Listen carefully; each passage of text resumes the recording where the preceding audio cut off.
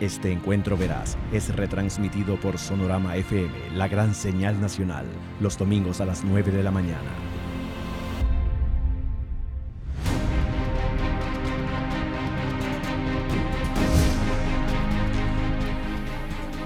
Empezamos ya a hablar del futuro con la presidenta de la Asamblea, quien no ha descartado que ella pueda candidatizarse. Es una de las grandes novedades que aquí ha exhibido. Y luego, que ha mostrado este documento denominado Acuerdo Nacional por la Gobernabilidad, que es el resultado final de un proceso de consensos que ella empezó a desarrollar desde noviembre del año pasado.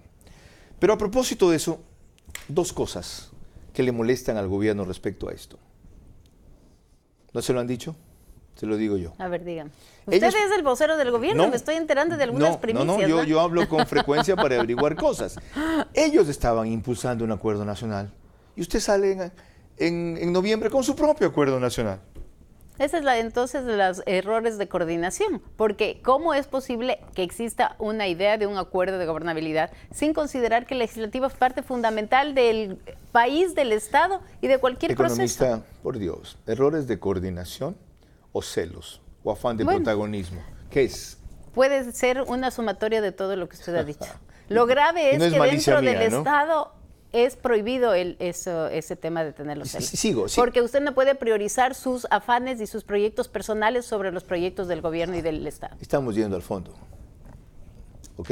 Ahora estamos hablando lo que de verdad interesa saber para demoler.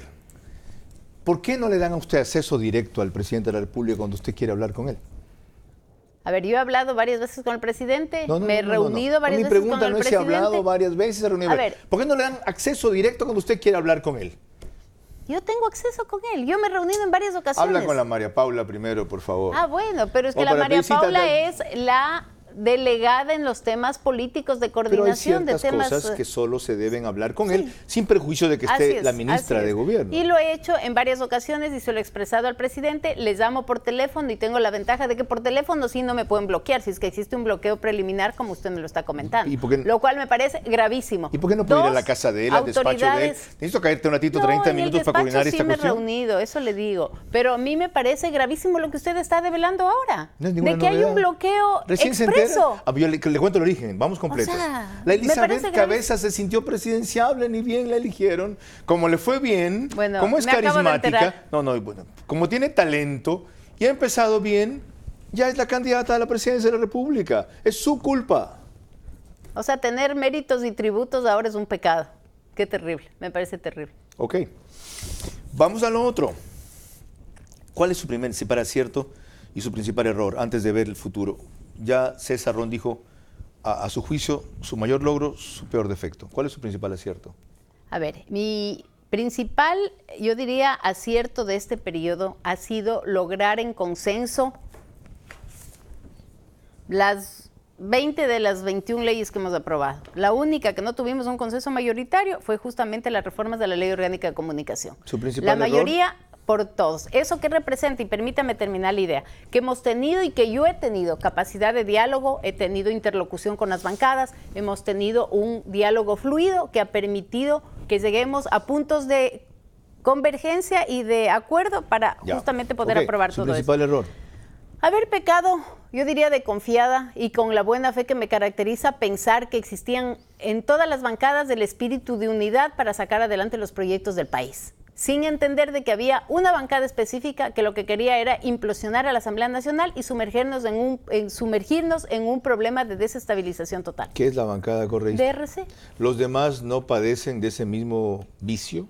Al menos no he sentido en ellos ese apego o ese afán de boicotear permanentemente las actividades de la Asamblea. Yo creo que están entendiendo y tienen claridad de que aquí, si no nos unimos todos los ecuatorianos para sacarle al país adelante, esto no va a ser solo responsabilidad de uno, sino de todos. ¿Sabe cuál pensé yo que iba a decir que era su principal error? ¿Cuál? Haber metido un proyecto de ley de educación superior exigiendo que los rectores tengan PhD y luego el relajo que se arma lo sacó. A ver, le voy a explicar. Porque ya sé que las universidades plantearon eso. No, pero y usted dice que las universidades plantearon eso. No, es que no es lo de fondo eso. A ver, usted está diciendo que exigiendo que los rectores tengan PhD, esa no era la propuesta. Pero por eso la retiran. A ver, la ley, no. A ver, déjeme le explico. La Ley Orgánica de Educación Superior, este momento que está aprobada, dice que los rectores todos tienen que tener un PhD. ¿Qué es lo que yo planteé? Que si pueden ser PhDs, pero también pueden tener maestría. Entonces, se habría la posibilidad de que dos perfiles diferentes puedan ser rectores de las universidades. Ante eso, las universidades que ya tienen PhD saltaron y obviamente dicen que eso es un retroceso, pero aquellas universidades que consideran que no solamente un PhD puede administrar bien una universidad, sino también un máster, plantearon la necesidad de que sea un tema que se debata. Yo no tengo problema en asumir si es que me equivoco y en tener la sensibilidad Aclarado. de retirar. Ok, ¿por qué? A mí no me parece que eso debilita absolutamente a nadie. Eso O sea, es igualito que el gobierno. Mete y saca. No, pone y tampoco así, quita. perdóneme, no feriado, es así. no hay feriado. No es así. Sí reforma, no O sea, hay reforma. Hay errores de unos sí y de subsidio, otros. no hay Yo subsidio. asumo los míos y que el que tenga que asumir los otros lo Eso asuma. significa, ¿sabe qué? Lo que usted dijo que tiene, no tener una hoja de ruta claramente establecida. A ver, la Ley Orgánica de Educación Superior se aprobó en esta presidencia. Y en esta presidencia quedó pendiente un debate sobre el que se llegó a un acuerdo, pero que no está cerrado. Y sigue existiendo la preocupación de algunas universidades. Yo he conversado con los dos grupos. Me reuní con el grupo que está a favor y con el grupo que está en contra. En vista de que veo que hay puntos que todavía hay que ampliar, yo no tengo problema en retirarlo. Ok. Y eso ni me debilita ni me complica la vida. ¿Qué votó la Asamblea hace 48 horas respecto al levantamiento de Juan Guaidó en Venezuela? No se dio paso a esa resolución y le digo por qué. ¿Por qué se abstuvo usted? A ver, yo no estuve. Usted? Yo no estuve ese momento. ¿Consta sí en estuve. abstención? Ah, ya. Ok, bueno, me abstuve. ¿Por qué? Porque nosotros ya hemos aprobado 5 resoluciones sobre el tema de Venezuela. Ya apoyamos al gobierno de Guaidó. Le hicimos otra resolución rechazando los problemas de la sociedad venezolana y de toda la crisis ¿Y una más le hacía humanitaria. daño? Mire, no podemos nosotros tampoco tener una agenda legislativa en función de cada movimiento que haga un país vecino, más allá de la preocupación y de todo lo que nos genera. No es cualquier país vecino, no es cualquier realidad. Pero por eso tenemos ya 5 resoluciones, ¿le parece poco? ¿Cuál es el problema de tener 6? ¿Sabe cuántas veces ha ido esa gente a las calles? Si pensaran como usted, ya hemos salido 45 veces y no se cae el gobierno. A ver.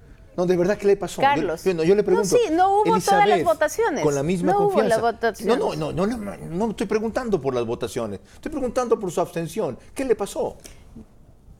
Ese día yo estaba que entraba y salía, le soy franca, de la Asamblea Nacional porque teníamos varios temas afuera. Y yo estuve, no sé si es que me registré, pero si usted es abstención, me abstuve y asumo. Eso me convence más que su otra respuesta. ¿Ok? Soy un ser falible, me equivoqué, me confundí. Pero no había tampoco los votos suficientes. Esa no es mi pregunta. Yo estoy preguntándole a Está usted, bien. no a la mayoría de votos. A veces es la gloria votar en minoría, pero con la razón que en mayoría con los borregos. Bueno.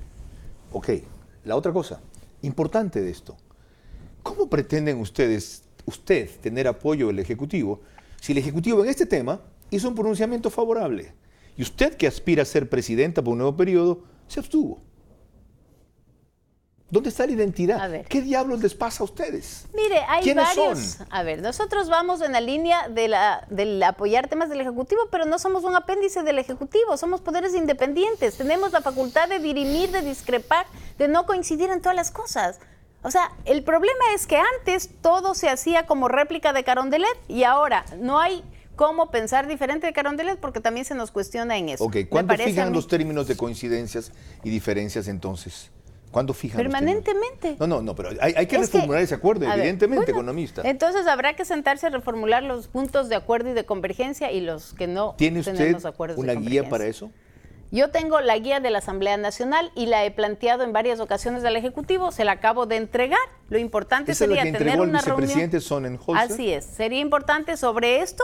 Yo he tenido varias reuniones y he planteado cuáles van a ser las leyes más relevantes de los próximos meses para trabajar en ese tema, cuáles son parte de las necesidades con el Acuerdo Monetario Internacional. Yo creo que eso es lo que tiene que transparentar el Ejecutivo con la Asamblea Nacional. A eso, que era tema de este bloque, volvemos con el siguiente, porque es vital. ¿Qué es lo que esta señora que preside el principal poder del Estado considera fundamental como agenda legislativa? ¿Por qué es producto de ese acuerdo nacional? Ella sostiene que representa la visión de la Asamblea, no solo su visión. Y lo que acaba de mencionar, representa la visión de la ciudadanía más que de la Asamblea Nacional, porque son 250 organizaciones las que lo construyeron. Aquí pueden haber temas que nosotros tampoco estemos de acuerdo, pero esto es mi obligación sistematizarlo sin cambiar lo que ellos han planteado. Ya. Y lo que es más importante, y que ella acaba de decir, ¿qué incidencia va a tener lo que haga la Asamblea en viabilizar un acuerdo cada vez más complicado con el Fondo Monetario Internacional? No por lo exigente del acuerdo, sino por lo insulso, tardío e incompleto de las medidas que a estas alturas resultan, para el próximo año por lo menos, imposible en cuanto a sus metas.